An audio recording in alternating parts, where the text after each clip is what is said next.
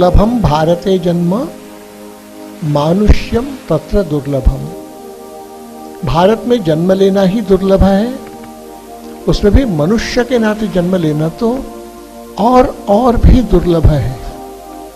देवताओं को भी मोक्ष प्राप्त करना हो तो भारत भूमि में मनुष्य के नाते उनको जन्म लेना होगा। चीन में एक कहावत है कि इस जन्म में अच्छा काम करोगे तो अगला जन्म भारत में होगा। मित्रों, पता नहीं कितने पूर्व जन्मों की पुण्याई और अपने पूर्वजों के सुकृत के कारण हमारा जन्म भारत में हुआ है।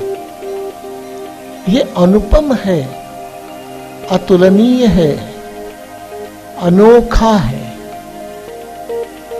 मैं खाली एक दो उदाहरण बताता हूं।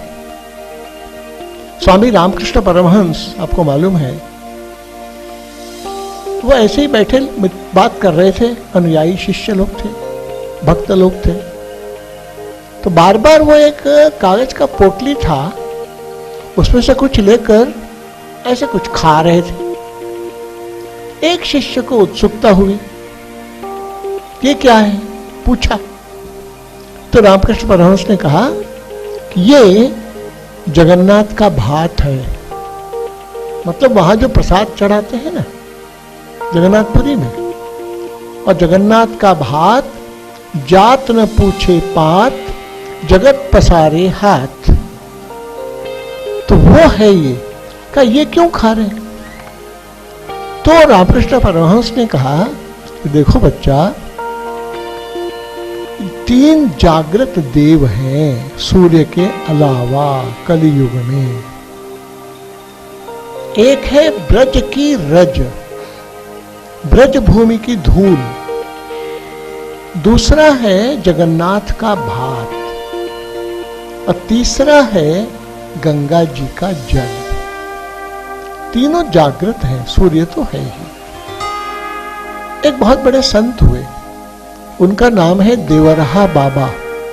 उत्तर प्रदेश में बहुत यज्ञ कराए हैं, और राम जन्म भूमि मूवमेंट में बूटा सिंह जी गृह मंत्री को आशीर्वाद दिया था, तब शिलान्यास हुआ था।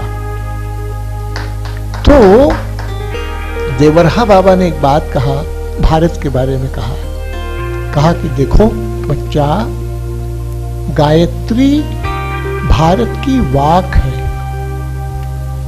गंगा जी भारत का प्राण है, गौ माता भारत की मन स्वरूपिणी है। गौ माता प्रसन्न तो भारत प्रसन्न, गौ माता उदास दुखी तो भारत उदास दुखी। ये भी जो कहा सब, तो लगता था कि भावना के स्तर पर कह रहे हैं, वास्तव में क्या है। आगामी 12 अप्रैल 2022 को सुबह 10 बजे से शाम 5 बजे तक नई दिल्ली के तालकटोरा स्टेडियम में चलने वाले नदी संवाद में आप सभी आमंत्रित हैं।